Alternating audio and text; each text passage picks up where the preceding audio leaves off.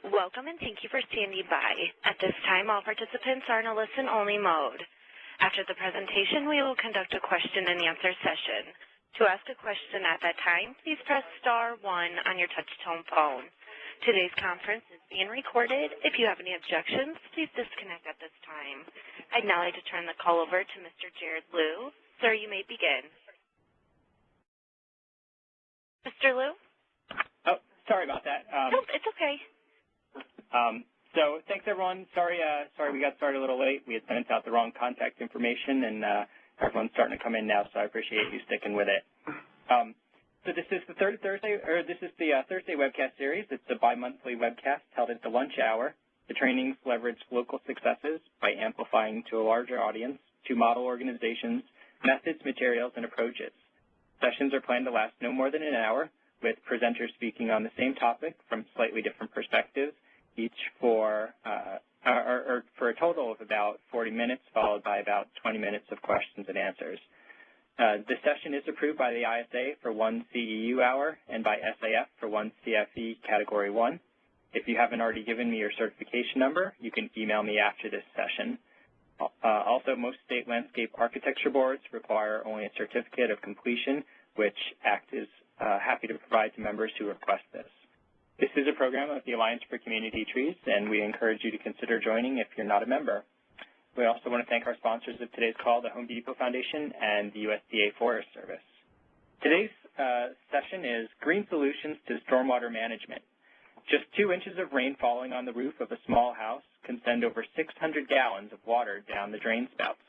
In most cities, this combines with the runoff from other impervious surfaces like sidewalks, driveways, and streets to wash millions of gallons and tons of trash, oil, animal waste, and other pollutants into city sewers. After that, the best-case scenario is that wastewater could flow into municipal treatment plants, although in some cases the path of polluted stormwater empties right into local rivers, creeks, and other waterways that eventually make their way into drinking water sources.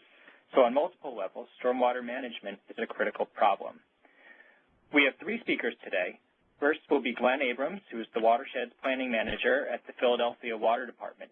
He has 15 years of experience in municipal planning, including with affordable housing planning and development.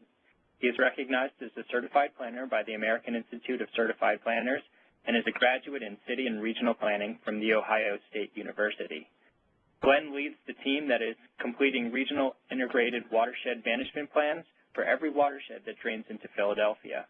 He and his staff are also creating green infrastructure programs that are the cornerstone of Philadelphia's innovative plan that integrates land-based urban sustainability goals with the goals for clean, safe, attractive, and accessible rivers and streams. Glenn also serves as adjunct faculty at the Philadelphia University, where he teaches environmental science and urban hydrology. Also speaking will be Dennis Lee, who is Director of Project NEAT, the Neighborhood Environmental Action Team, an environment initiative created by the American Cities Foundation, which aims to revitalize communities by encouraging green initiatives. Dennis has organized sustainable efforts in Philadelphia to meet the goals of Project NEAT, including educational sessions on energy reduction, tree plantings, debris removal, and stormwater best management practices. Before joining Project NEAT, Dennis served as a community affairs liaison for State Senator Vincent Hughes. He serves on the board of the Youth Achieving Project of Winfield, Amongst Men, and Keep Philadelphia More Beautiful. Dennis holds a Bachelor of Science in Biology from Lincoln University and now resides in West Philadelphia with his wife, Barbara, and his youngest daughter, Imani. And finally, Sue Pringle is the Executive Director of UC Green. Her experience includes 20 years of working with nonprofit fundraising through professional and community involvement. Before joining UC Green, Sue was land manager at Aubrey Arboretum in Germantown, where she oversaw the ecologically sound regreening of a 55-acre parcel of land. Sue holds a BS in horticulture from Temple University and a BA in history from Ohio Wesleyan University. She sits on the board of the Chestnut Hill Garden District Fund and is a member of the ISA. A founding member of the Chestnut Hill Health Care Foundation, Sue is vice chair at the Temple Arboretum Advisory Committee and a former chair of the fundraising board at Chestnut Hill Hospital. We are pleased to have such a distinguished panel with us today. And Glenn, we'll turn it over to you to kick things off. Great. Thank you, Jared.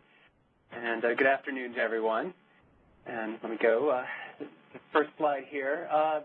This is a very, very quick overview of a long-term comprehensive program that the City of Philadelphia is launching entitled Green City Clean Waters. It is a $1.6 billion plan over 20 years to essentially reduce our combined sewer overflows. And this plan has been released to the Pennsylvania Department of Environmental Protection and the U.S. Environmental Protection Agency, and is currently under review. We're in negotiations with those two agencies.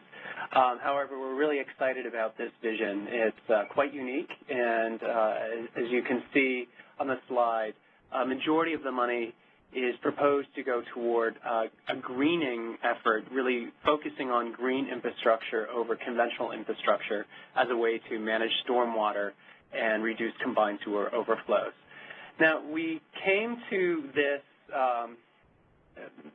strategy, and I apologize, the slide is a little misformatting there, but the strategy by undertaking a triple bottom line analysis. So not simply just looking at costs, but really looking at the full range of environmental, social costs and benefits, taking into account some of the things that are listed there.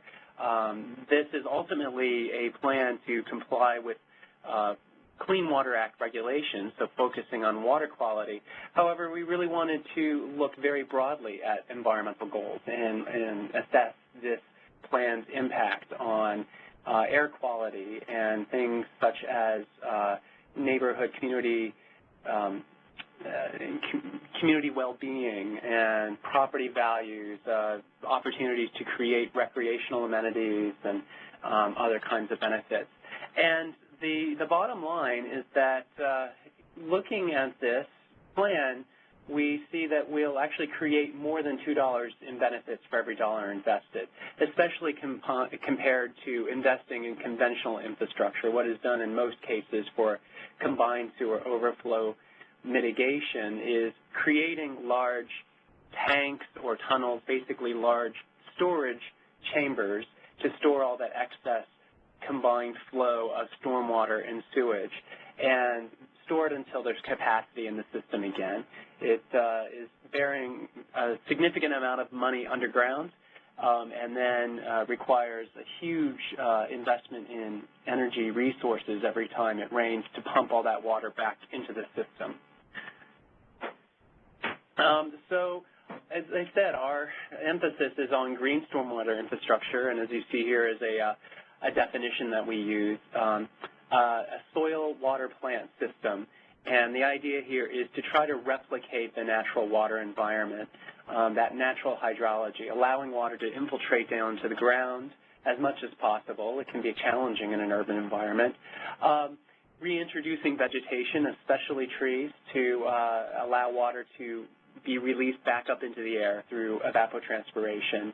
And in some cases, if these sites don't really allow the use of a lot of vegetation or we're not able to infiltrate water, at least designing sites in a way that holds the water for a certain time period and slowly release it back into the sewer system. But ultimately, this is really about changing the way we design our land and thinking about our landscapes, our urban landscapes, in light of water resources.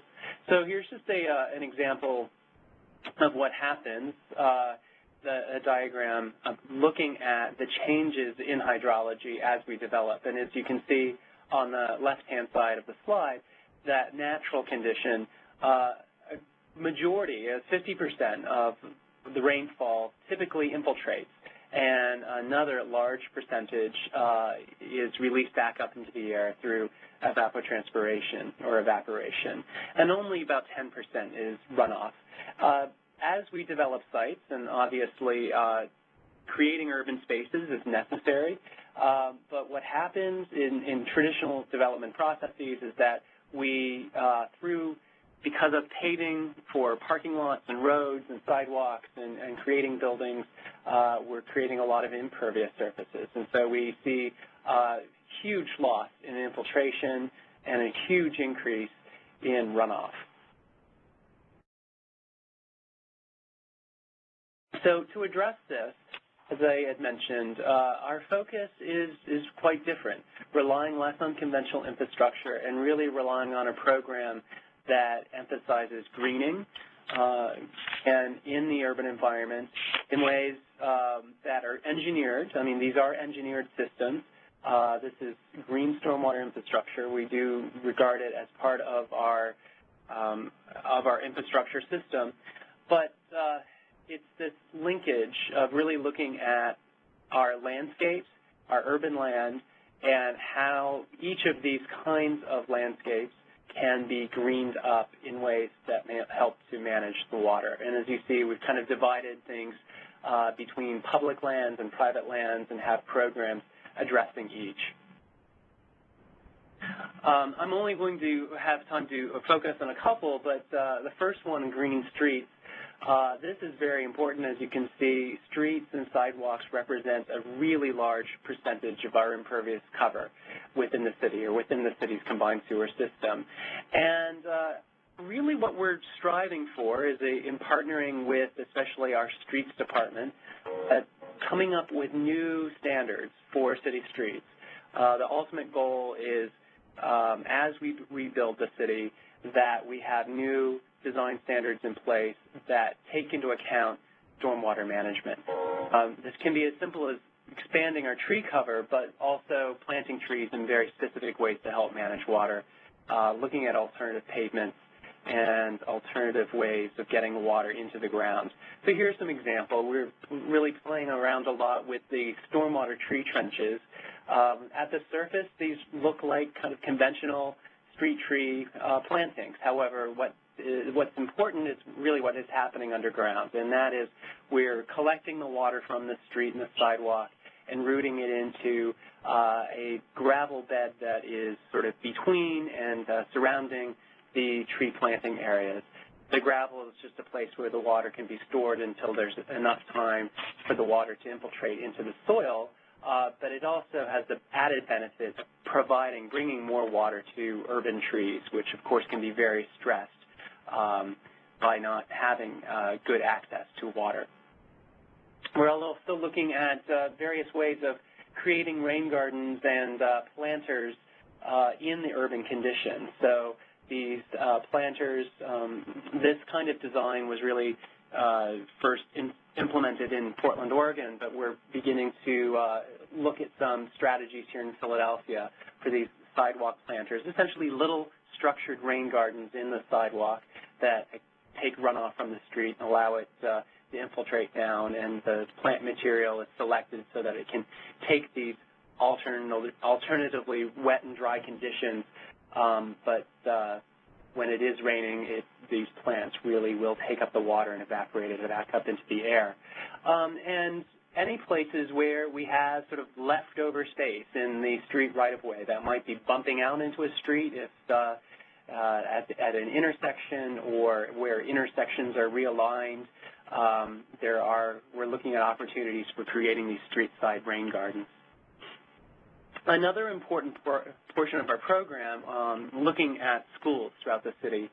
The schools don't represent a large amount of impervious cover, but they're very visible locations. And it's also the opportunity to create learning landscapes for children so that they can really understand by seeing and also have the opportunity to create and conduct experiments that deal with hydrology, that deal with natural and sustainable landscapes. So here are a couple examples of green school projects. These are retrofit projects. The one on the top is in Center City, Philadelphia, downtown Philadelphia, at an elementary school, where on the south side of this play yard, which had been completely paved, was a perfect opportunity for creating a rain garden. All of the pavement does drain down in that direction, and it's been designed and planted with all native plants. It's really been designed to represent native southeastern Pennsylvania woodland as it matures. On the bottom, Wistic and Charter School, it's creating this wonderful rain garden, again, of all native species as a learning environment, moving from that asphalt to this kind of meadow garden. And it also serves a function in that it's managing all the runoff from the parking lot above. And then green public open spaces, we're really beginning to take a look at our parks and recreation facilities, any vacant lands, and trying to identify the best opportunities for redesigning those spaces to manage runoff, primarily from the surrounding streets. And here are a couple examples of that.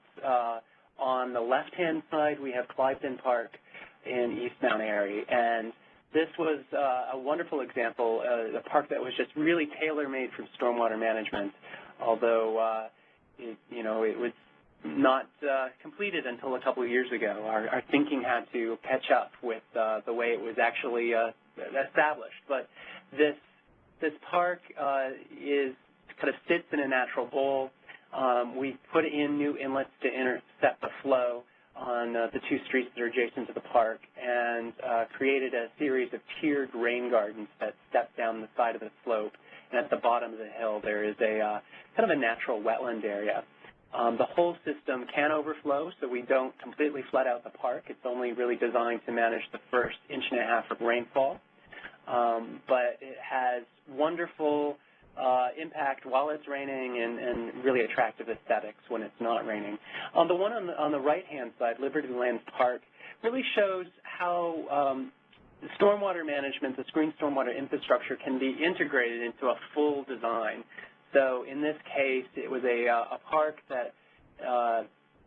where a community that has a lot of community events, especially arts and music festivals, and created a new performance stage, and in the background of that is a rain garden that manages all the runoff from the park as well as from the adjacent street. This is interesting because that rain garden first overflows into cisterns, and so all of that excess water is collected and stored and reused to irrigate the lawn, and only once the rain garden and the cisterns are full does the system overflow back into the combined sewer system. And then lastly, this project at Heron Playground in South Philadelphia and Pensport.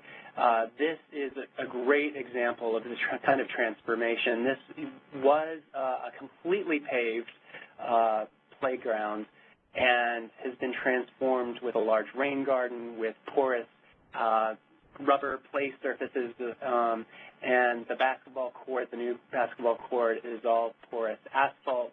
And the adjacent streets, again, are collected. The runoff from the streets are collected and routed into the underground gravel surface underneath the basketball court. So this site actually manages even more rain than falls on it. And as I said, this is really the vision for how we can transform our public spaces over time. All right, so I believe I'm turning it over to Dennis now, talking about Project Meet. Good afternoon. American Cities, as it was stated, it's been around since 1992, and in 2004, one of the issues that American Cities looked at was stormwater management. And we looked at it from a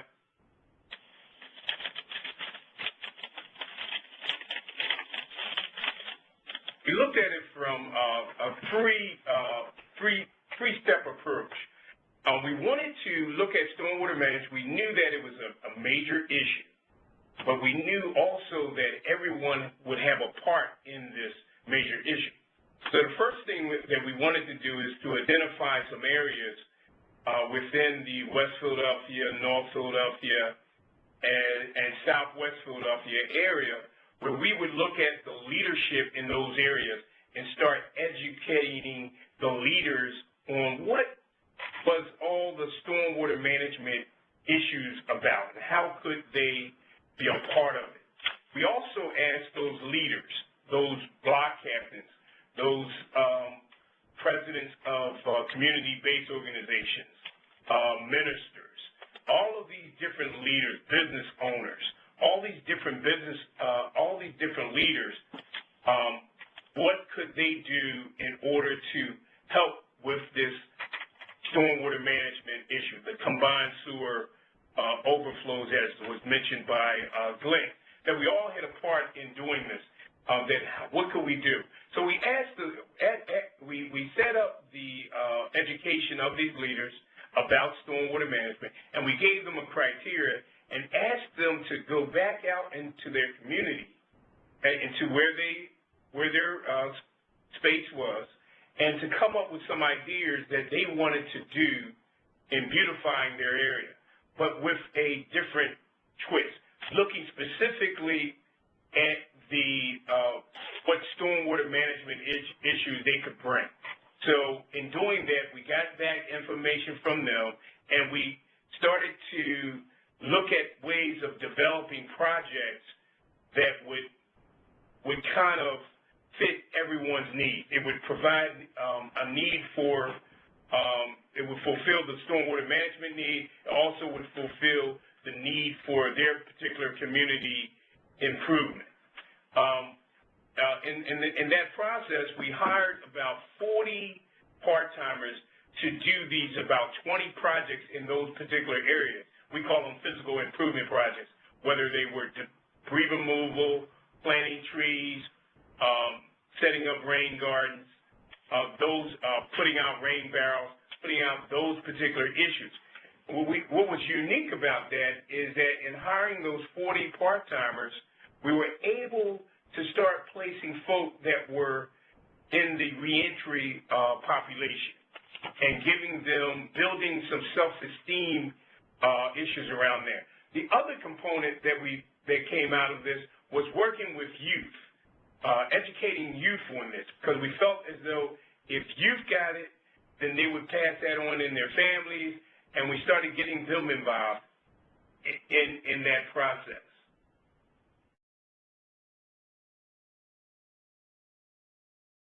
And these are some, Jazz Tech is one of our partners, and this is a particular site that has a lot of different best management practices of stormwater management. It has the pervious asphalt, it has the pavers, it has the planters, and it will have, you see where it has the swell as well. So we looked at this particular environmental center as a site where we could at least train community-based organizations, community residents, businesses, as well as youth on these stormwater management principles. It was important that everyone bought into the process, which would make the process a lot easier, and they would have some type of ownership in this process. Again, looking at the various best management practices that Glenn had mentioned earlier, again, breaking it down so that people could actually see what you were talking about. It was critical for us in this whole process is that if we could inform the leaders, then the leaders would go back and inform their constituencies, and that would make things a lot smoother in the transition with all the other partners in putting these best management practices in play. Going back to the triple bottom line, this is a particular area that we're looking at where the residents on this particular block, there's a lot of potential to improve the block on an economic side, as well as to put in some potential best management practices that will relieve some of the combined sewer overflow issues in this particular neighborhood. And this is the value added is partnering with other community groups, as well as UC Green, Jazz Tech, in getting a community-centered design. Everything that we strive to do is to get the community to come up with those ideas. We believe that it will be sustainable once the community, business owners, and faith-based organizations get involved on this particular level. And it's not so technical to them, but they understand the value that each individual, each one plays in their role. I think this is where Sue comes in. Hello, everyone. This is Sue Pringle. When you get to the level of UC Green, we're in University City, West and Southwest Philadelphia. You're talking about established 12 years ago as an initiative in Pennsylvania by what was considered to be a crime-ridden neighborhood. There was a lot of fear, and how could they perhaps fix some of those issues? And so they said, how about if we start planting trees? Oh, it was very innocent back then. I got it. Our overriding desire now is to educate everyone in the community about improving stormwater issues. How do we do that? We do it by maintaining trees, public gardens, any space we can possibly get into. And now we even have urban gardeners that are doing vegetable gardening. We have a space, many spaces, but here's an example of one. This is a half an acre of meadow in a city. It was a trashed lot, and about 6 years ago, the gentleman in the left over there, Steve McCoubrey, designed a meadow that would catch stormwater, and actually it retains it on that spot. We've got rain barrels and so forth. There's a wonderful thing I'm preaching to the choir here is that to maintain the meadow, all we have to do is cut it down once a year in March with volunteers. Again, we have over 2,000 volunteers per year that work with us in the neighborhood. Everything from students to community residents to people who actually come as far away as about an hour from here, Bethlehem and so forth, to help us out. But people are understanding, and every time we have an event like this, we have an opportunity to teach about the importance of keeping water where it falls. Who are these volunteers? Well, on the left here you see that we have a pruning club. And these are people that for the last 6 years have gone out every Monday evening in the heat. They don't get paid. And they take care of all the trees that we've recently put in. Why is that important for stormwater? If you're not maintaining the trees, they die. And if they die, they're not soaking up water the way they're supposed to. You've got an empty tree pit. And, of course, that's the big battle. Top right, what you see is our UC Green Corps that we were able to double last because we're planting so many trees, cutting up so much of the concrete with Dennis leaves, that we need to have a larger coordination. The other thing is these are kids that are from the neighborhood and they are hired, and they also learn a green skill. And just like Dennis was saying, we have an opportunity to teach them when they're young. These are high school kids between the ages of 15 and 18. What is stormwater management? Why is that important? What is impervious surface? These are new concepts to them, and we have an entire summer to teach them. And as I was just mentioning, these are the new UC Green Gardeners. What we're doing is we're taking vacant lots and any sort of green space that we can find and putting in vegetable gardens. And it's important for stormwater because it gathers it. We have rain barrels at all of these locations, and this is a group of young and enthusiastic people. This represents about a third of the people that are working on this particular garden. And it takes a village, or in this case, a city. We are all committed to stormwater management. We work with Glenn. We love the Department of Watersheds, and we have to continue these conversations to make sure that everyone is aware of the importance of the stormwater issue. That's it. Okay, we're ready for questions. If you'd like to ask a question, please press *1 on your touch-tone phone. Please remember to unmute your phone and record your name clearly when prompted. To withdraw your question, please press *2. Again, if you'd like to ask a question, please press then 1. 1 moment, please, for the first question. Great, and I'll remind everyone, too, that you can ask a question by typing it into the question manager up at the top of your screen. You see a Q&A. If you're feeling shy or if you just go with typing, you can put your question in there, and I'll come on the line and read it for you. I want to follow up on the last point that Sue made about how it takes a village. And noticed that as the slides were running through, there was one slide during Glenn's part of the talk that was at Greenfield School. I knew just because we were up there for a project that involved CSX, ACT, Pennsylvania Horticultural Society, UC Green, Greenfield School, City Year, and we got to thinking, really, this takes a lot of partners, and I'm curious to hear more from this group is, how you got people, or how you are getting people engaged in this program, a diverse range of partners, as volunteers, as funders, as, lead supporters, whatever it might be, because I think that's, even just that one project that I was aware of, it was a really diverse range of partners.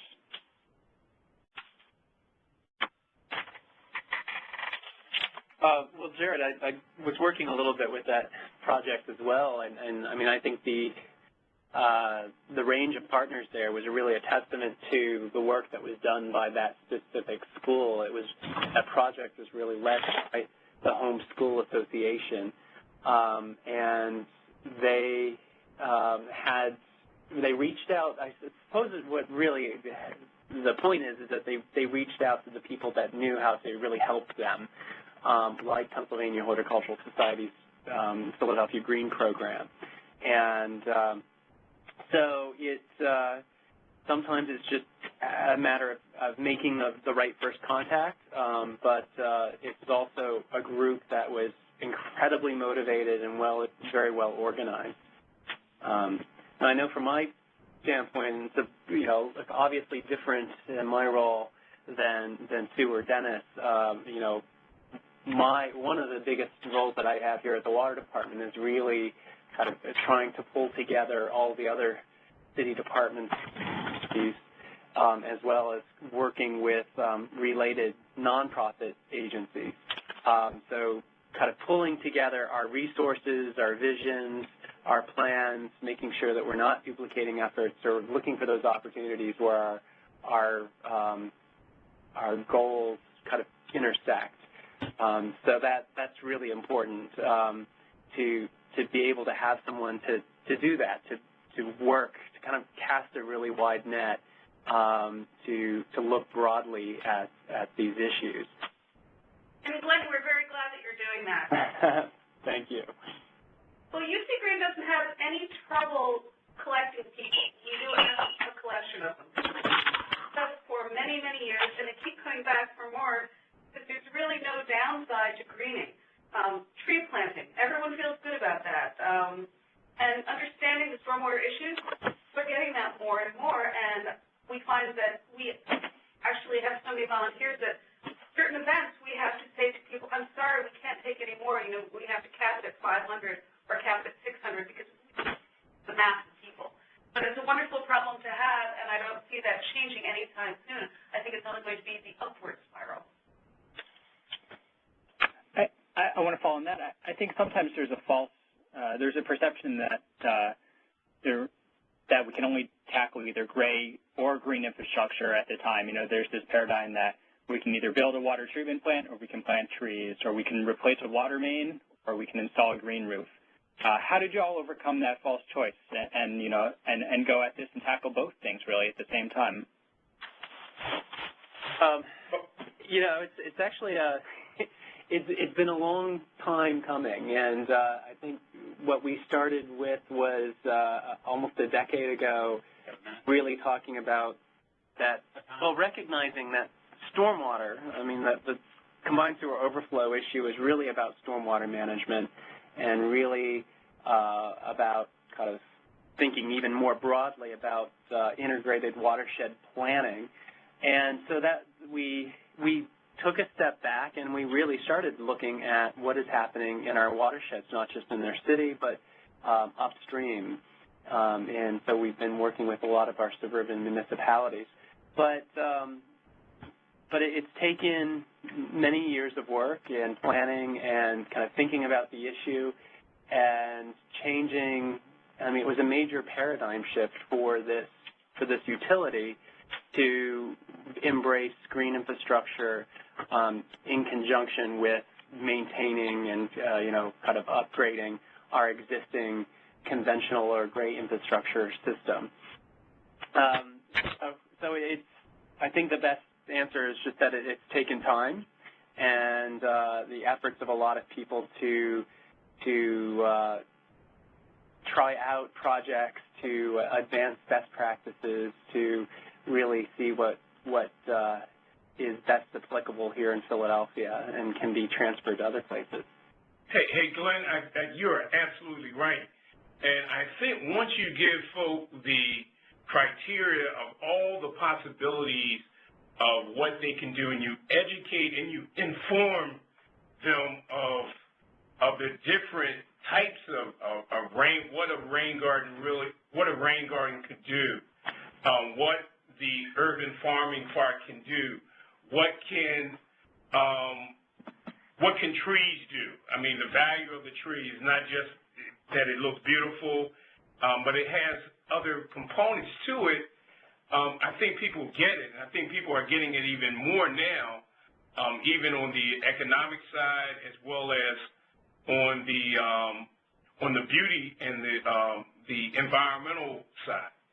So I think the important thing is making the information plain enough for folk to understand how it impacts them. I agree. Okay. How did you get buy-in? Was it water quality, public site improvement, reduced flooding? What was it? All of the above. Truly. Yeah, you know what? I think buy-in comes, again, when you go out and you start talking, if you just go out and you start talking about stormwater management, people are going to lose that thought. But I think if you look at it from a standpoint, if you tell people how the combined sewer system works, and that your rainwater and your wastewater goes down basically primarily the same pipe, and how backups, when it backs up in your residential house, is not just rainwater, I think you get people's attention. When you make it as plain as you possibly can, that this has an impact on me per se, and how if you keep throwing things into the inlet there, how it stops the natural flow and really creates problems for your own block. That creates the understanding that this is not just something that's foreign or just happens in the suburbs. This impacts me, especially because of our combined sewer system. Right. And maybe Glenn can speak better to this, but in Philadelphia, we're changing the way we bill people for their water. So if you have more impervious surfaces, you're going to have to pay more. And I work on a cemetery board here, and all of a sudden, they're terribly interested in putting in rain gardens and catching their stormwater because they found out their bill was going to go up. So for those who don't want to be educated, we can at least hit them over the head and say, you're going to have to pay more for this. That will get their attention.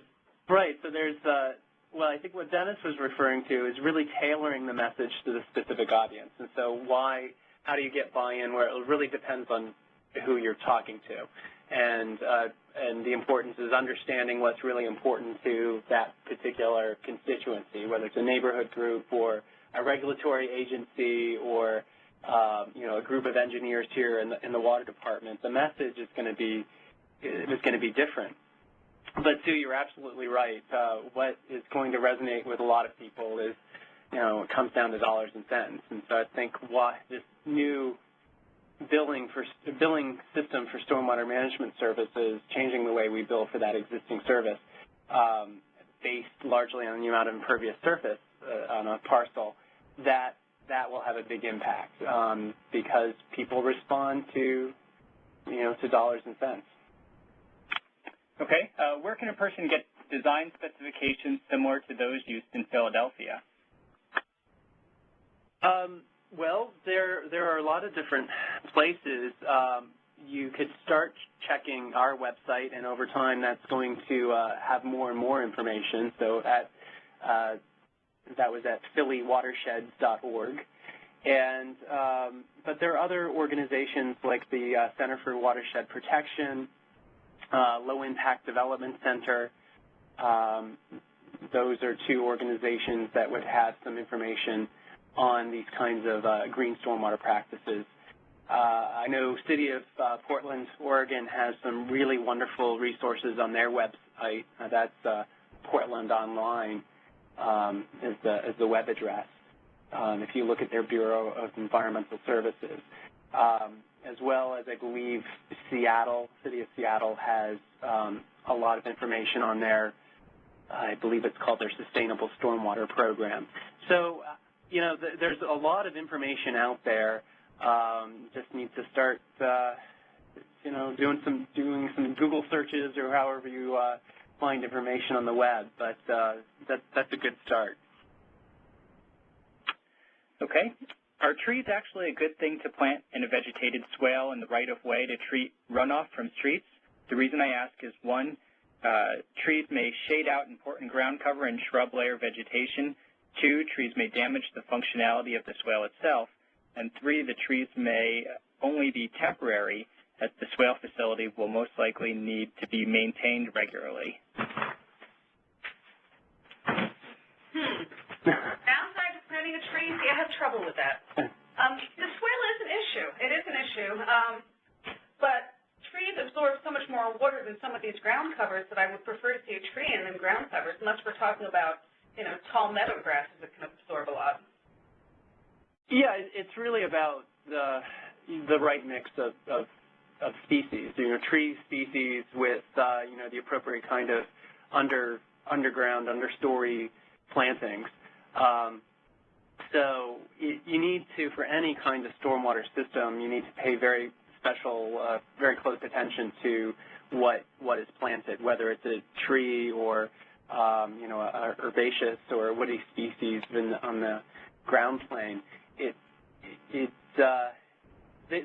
They're challenging environments in general. I mean, and on top of that, we're talking about urban environments, which makes it even more challenging. So it's really pretty critical to engage a landscape architect or a horticulturalist that has some specific knowledge about stormwater systems and, you know, the appropriate vegetation for those systems. But there isn't any hard and fast rule saying that trees shouldn't be in swales, and Stu is right that, I mean, they're wonderful, you know, they're wonderful for taking up stormwater. So as much as you can include trees, the better. Just make sure they're the right kind of trees. Yes. Okay. Carissa, do you have any questions in queue? Yes, I do. Jerome, your line is open. Thank you. I was wondering what the major funding sources for all of you are for installation of these projects. Well, that's a trickle-down thing, too. It starts with Glenn. Food chain. Well, so we're a utility, essentially. So we're a department of the city, but we act as a water, sewer, and stormwater utility. And so the majority of our funding comes from user fees, from water, stormwater, and sewer monthly bills that from our customer base, which is primarily the city of Philadelphia. But we've received grant funding throughout the time from state and federal sources, but you know, the majority of the program that I outlined is really going to be paid over time through our fees. And with American Cities Foundation, we receive federal, state, as well as foundation dollars to sustain our efforts. And at UC Green, we're supported by the 3 universities that are in the area, by residents, and I do a lot of grant writing, and we also are involved in fee-for-service, so we're supporting ourselves with the Green Corps. We get paid by, you know, local gardens and so forth to come in and maintain their spaces. So we juggle. We juggle to make the budget, and actually we're doing very well. At this point, UC Green's 10% ahead of where we were last year, and in a recession, we were thrilled about that.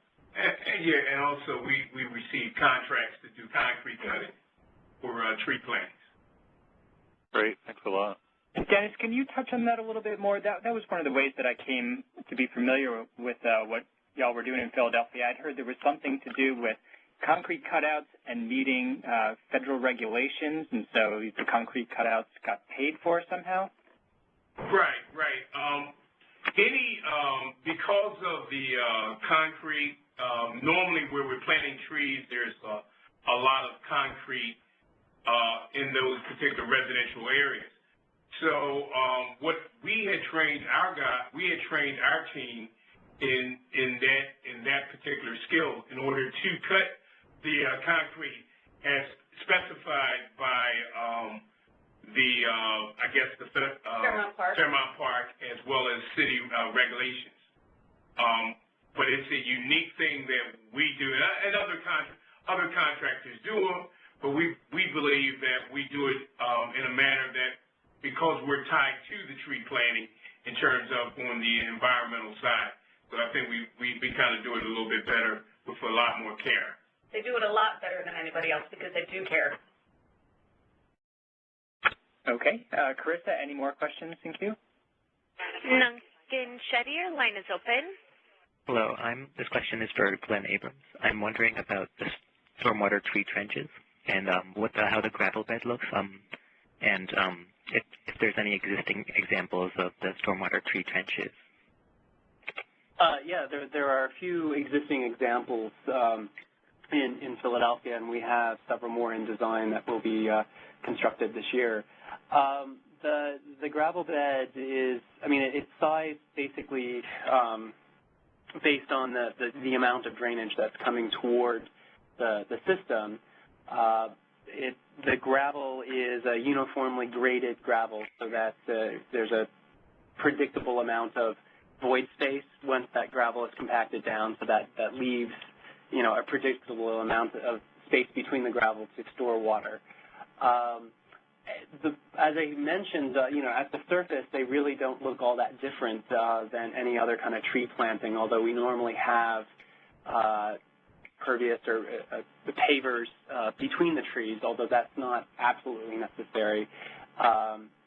And we've also typically used what looks to be a fairly conventional street storm inlet to route the water in, but instead of that inlet being connected directly to the sewer system, there's a pipe that comes out the back of the inlet that feeds a perforated pipe, so a pipe with a series of holes in it that distributes the water throughout the gravel bed and along the trees.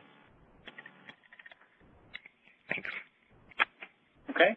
In Philadelphia's experience, do upgrades to traditional gray infrastructure include volume downsizing simultaneous to stormwater green infrastructure retrofits and new design builds? Do costs of gray infrastructure upgrades decrease with green infrastructure adaptations? How much cost difference is there between gray/old versus green/new? Wow, no, that's a complicated question. I think one of the things to keep in mind here is that the green infrastructure systems are really designed for our more frequent, smaller volume storms, and so it's generally an inch or less over 24 hours. Our conventional system is in place, especially for the flood control, though higher intensity, less frequent storms. So both systems are necessary. That also means that we really can't reduce the size of the existing conventional system because we need it there for those bigger storms. And on a cost basis, it's not necessarily that green is cheaper. It can be in some cases. It may not be in others. The analysis that was undertaken just broadened out beyond just looking at the cost of installing a particular kind of infrastructure system and looked more broadly at all of the various benefits and costs that accrue from pursuing one path versus another. So I hate to say it depends, but it really depends on what kind of situation you're dealing with. In some cases, especially in a new construction scenario, green infrastructure can be much more cost-effective than a conventional approach. Since we're primarily retrofitting our existing system, it's a little bit more complicated. Okay. I think this question is for Dennis. How can I find a contact in my area, which this questioner is Palo Alto, California, like Jazz Tech, that is knowledgeable about porous asphalt and environmental development? We have a lot of upcoming expansion and construction happening at our local schools, and the architects and contractors don't seem to take these alternatives seriously. Well, I would suggest them first look. They're in California. Yep. Okay. There's the green. What is that? There's a organization out of I think it's San Bernardino. There's an organization out of San Bernardino. They should look at an individual out there by the name of Dr. Raquel Penderhughes. Dr. Raquel Penderhughes can really shed some light on the green initiatives, as well as I'm trying, the Green for All organization is a good organization to connect to, which is headquarters out in California, which would help with the informing the contractors and developers. Okay, great. And certainly, if you have, for any of the presenters, if you have recommendations on similar things and you want to email us after the session, we can put it into the resource list that we provide to people after this call. Carissa, do you have any other questions in queue? At this time, there are no questions. Okay. Well, I have a host of questions that I think I'll have to bite my tongue on since we're at the top of the hour. But I will mention to everyone that we have our Green Infrastructure Summit is coming up April 19th to the 21st, and we're going to go into a lot more detail on water. Deborah Weinstein from Tree People is going to moderate a session with Jennifer Malloy from EPA, Mike Burke, who's with Office of Senator Ben Cardin, and Chris Kloss with the Low Impact Development Center. So we've got another great lineup to touch on water. But for today, we'll wrap this one up. Again, I apologize that we started late, but thanks everyone for sticking with this. The presentations, the recorded session, and a resource list will be available in about 1 week, and we'll email that link to everyone who can complete this brief survey now. The next webcast session is in 2 weeks, April 15th. It's a Thursday, same time, 1 o'clock Eastern. Trees at Play Spaces. It'll be with Kaboom and Spark Park. So with that, I want to thank our presenters, Glenn, Dennis, and Sue, for a fantastic session, our participants, and our sponsors, the Home Depot Foundation and the USDA Forest Service. Thanks, everyone. Thank you. Thank you.